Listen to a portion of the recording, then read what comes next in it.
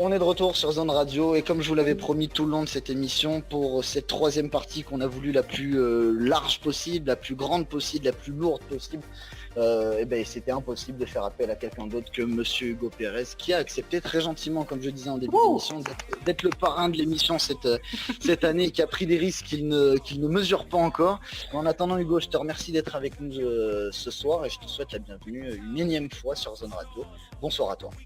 Merci, puis ça me touche beaucoup que tu me compares à ton émission, donc large, lourde, c'est très bien. Bravo. Non mais tu vois, dans l'idée de quelqu'un qui est dans la place et qui a fait quand même à l'échelle du catch français, on est d'accord que c'est pas quelque chose d'international, mais qui a fait t'as fait parler de toi quand même il y a maintenant plusieurs mois quand t'as claqué la porte de plusieurs fédérations. On se mettra d'ailleurs d'accord sur les termes si tu veux bien, pour rejoindre la tant adulée, critiquée, remise en question WS, dont on aura le temps de parler pendant toute une partie de cette émission. Je voulais d'abord justement commencer avec ça pour parler un peu de ton actu et puis surtout revenir un peu quelques mois en arrière, savoir ce qui t'a poussé à aller à la Wrestling Star, la fédération, la promotion de Flash Gordon, savoir ce qui t'est passé par la tête, pourquoi tu as voulu y aller et surtout pourquoi tu as voulu partir des structures pour lesquelles tu bossais, et je pense notamment à l'APC dans laquelle il me semble que tu étais engagé à haute échelle et où tu étais en tout cas là très très souvent. Que tu fasses un peu un point avec nous. Voilà, tu commences un peu par où tu veux. Je suis connu pour faire des phrases très longues, donc je te laisse la parole, dis-nous tout. Non, en fait, donc ce qu'il faut savoir tout d'abord, c'est que j'ai jamais eu de problème avec les autres structures de catch en France, avec toutes celles avec lesquelles j'ai bossé, que ce soit Aliacat, APC, etc. Pourquoi mon retour à la WS? Pour être simple, c'était un manque. Il faut savoir que j'ai commencé le catch ici en France en 2005 et ça a été au sein de la WS. Donc j'ai été de 2005 jusqu'en 2012 à la WS. En 2012, je deviens indépendant, donc dans le circuit indie, on va appeler ça comme ça en français. Ouais. Jusqu'au moment, voilà, il y a quelques mois, il y a 6 mois maintenant, où cette envie d'y revenir, voilà, revenait en moi. Et puis, je dois avouer que les demandes pour retourner à la WS se sont intensifiées. Certains collègues que j'ai connus avant à la PC ou même à la FFCP, des jeunes qui sont rentrés à la WS, ont commencé à reparler de moi à Flèche, et puis Flèche avait tout simplement dit, bah écoutez les gars, contactez-le, il n'y a pas de souci, niveau... j'ai fait travailler, je connais depuis des années, et s'il a envie de revenir, je le reprends, c'est un des seuls que je peux reprendre, donc voilà. Et puis voilà, une première fois, on m'a fait la... Comment, dis-moi? C'est François du coup qui te parle. J'avais une petite question, vu que tu reviens sur ton ancienne WS quoi. Voilà. Est-ce que tu as l'impression de continuer ton parcours ou alors au contraire de revenir en arrière et ça peut pas être synonyme d'échec pour toi, non? Ah mais pas du tout. Pas du tout. La WS, je vois pas pourquoi ça peut être un synonyme d'échec. Déjà, la WS, je veux pas. Alors, c'est pas en mal que je dis ça, mais c'est tout simplement une vérité. Et je vais le dire de façon un petit peu comme ça, vulgaire, si j'ose dire. La la WS fait en un mois ce que toutes les autres promotions indie font en une année regroupée, tu vois. Ah ouais, d'accord, ouais. Ouais, donc c'est vrai. Donc plus une promotion, quoi. Non mais voilà, mais je vois pas du tout pourquoi c'est un échec. Certes, la WS a une autre politique, elle ne communique absolument pas sur les réseaux sociaux. Ce qui est peut-être, enfin je comprends pourquoi pour vous c'est peut-être un échec parce que voilà du coup. Non mais j'ai pas dit ça moi. Non, mais je peux comprendre pourquoi tu as peut-être employé le mot échec aussi, tu vois. Parce que c'est vrai voilà, on en parle moins, je peux comprendre ça aussi, tu vois, mais... D'accord, justement, qu'est-ce qui fait que quand on... Alors j'ai cette impression-là, et là je vais me positionner juste en tant que fan, hein, vraiment, j'ai pas la prétention de dire autre chose.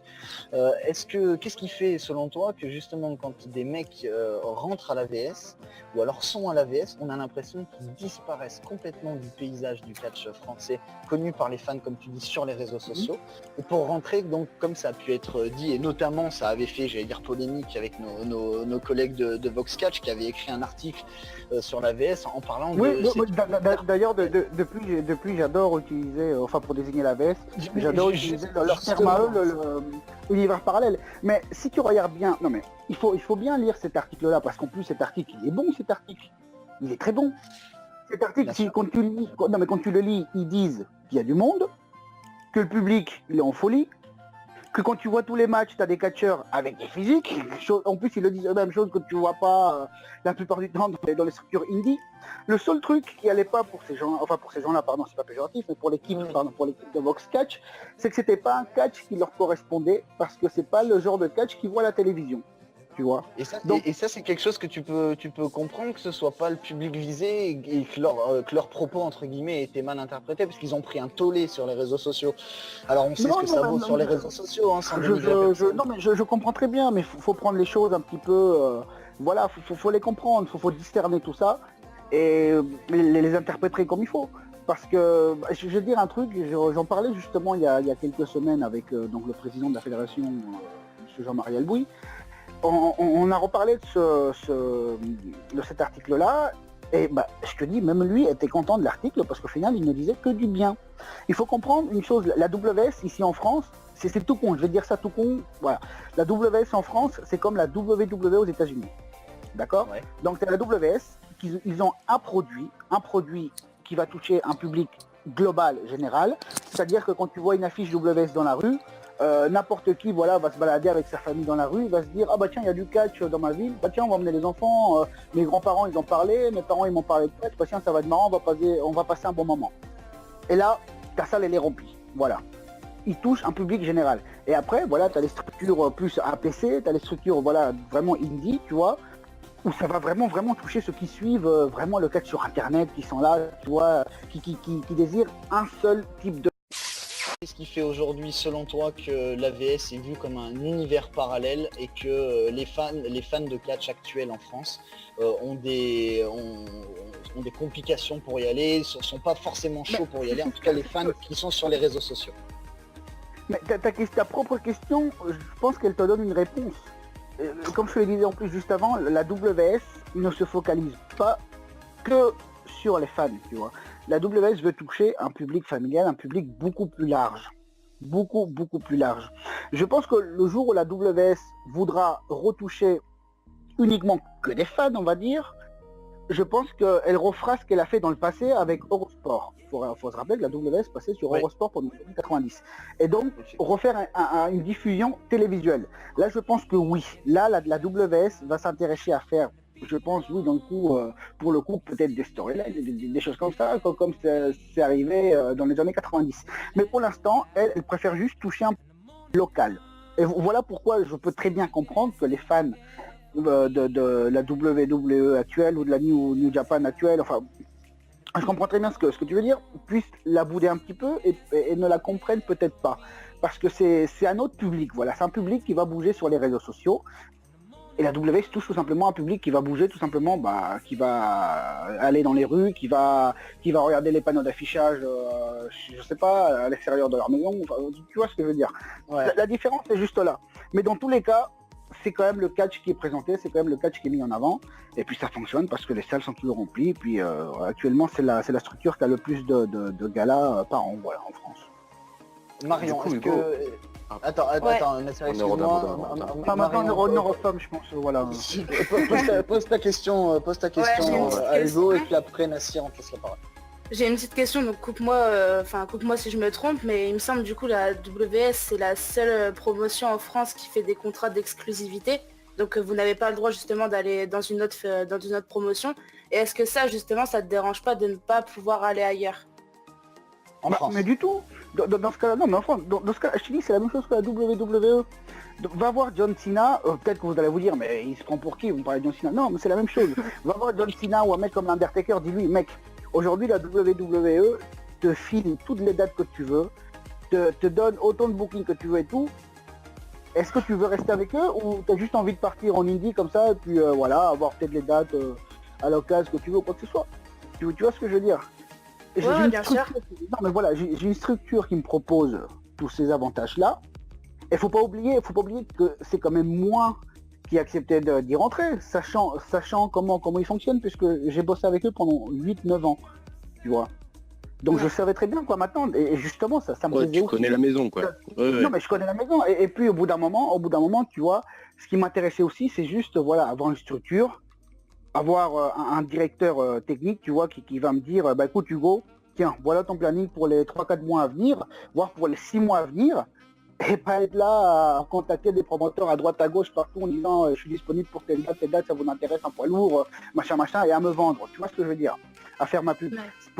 Même pour moi c'est beaucoup plus simple, tu vois. J'ai mes dates, j'ai l'heure du rendez-vous à Paris, et ce qui est super avec la WS, c'est qu'on a des minibus qui arrivent à Paris, on t'emmène n'importe où en France et en Europe, et toi tu as juste à dormir dans les minibus et c'est reposant, voilà. Du coup c'est ça, vous faire les trajets et tout ça. Non mais tu vois, non mais c'est un avantage. C'est un tout, il y a pas mal d'avantages, tu vois, et puis comme je le disais au début, c'est quelque chose qui me manquait, parce que bon, c'est un peu ma maison aussi, tu vois, ça me manquait de revoir cette équipe-là, ça me manquait aussi d'offrir aussi ce genre de catch, parce que la WS, on a un produit catch différent du catch qu'on peut présenter au studio Jenny, par exemple, ou dans d'autres structures indépendantes françaises. Est-ce que c'est pour toi la recette qui marche en France, c'est l'endroit du coup où tu as bossé en France? L'idée c'est de tirer sur personne, mais est-ce que c'est l'endroit qui est le plus professionnel où tu as bossé en France? Non, mais ça, tu nous parles du minibus, tu nous parles des rendez-vous, tu nous parles de tout ça.